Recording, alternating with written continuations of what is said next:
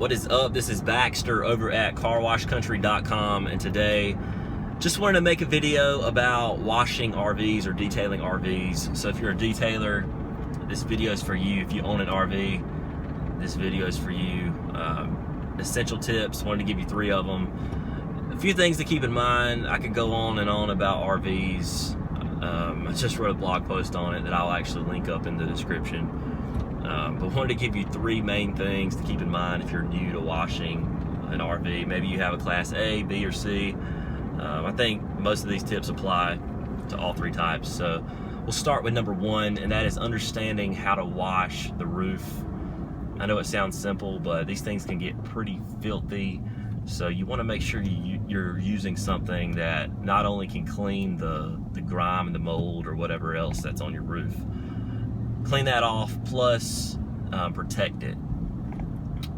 So the sun's obviously going to be bearing down on your RV at all times. The roofs are usually white, so they can fade out pretty quickly. So whenever you're washing anything off your RV, you're exposing the white rubber. You want to make sure you go back over with some sort of wax or sealant just to add that barrier of protection. It's really going to help you out a lot as your RV starts to age.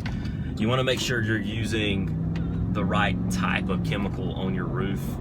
I would pick up a dedicated RV roof cleaner. These are safe for really most RVs that have a rubber roof. They make some aluminum cleaners too, if you have like an Airstream or something like that. But that's what I would pick up. So that's number 1, is really understanding the roof. And then number 2, this is more for detailers and just something to keep in mind in general, is really take your time when you're washing an RV. Budget at least, I would say, anywhere from 4 to 6 hours, depending on how thorough you want to go with it. It just can take a long time even to wash the roof. So if you are charging the customer, just make sure that you're valuing your time for how long it's going to take. Most RV jobs, you know, probably anywhere from $200 to $300. It really depends on where you live. It might be, you know, $150 for a smaller sort of camper,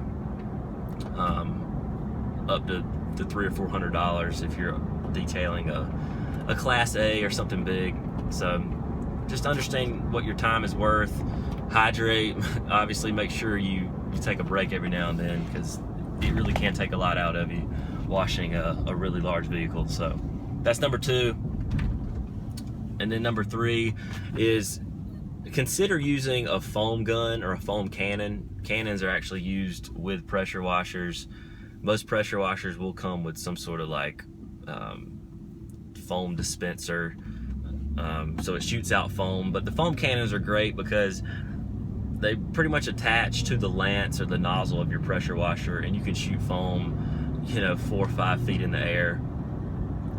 So those are great if you're washing a really large RV, just to really coat the surface with foam versus, you know, dipping your wash mitt in a bucket or using a brush, which brushes are still helpful if you're using foam, but it's really applying that soap that can be hard. So that's what I'd recommend. Just look into it if you don't already have one.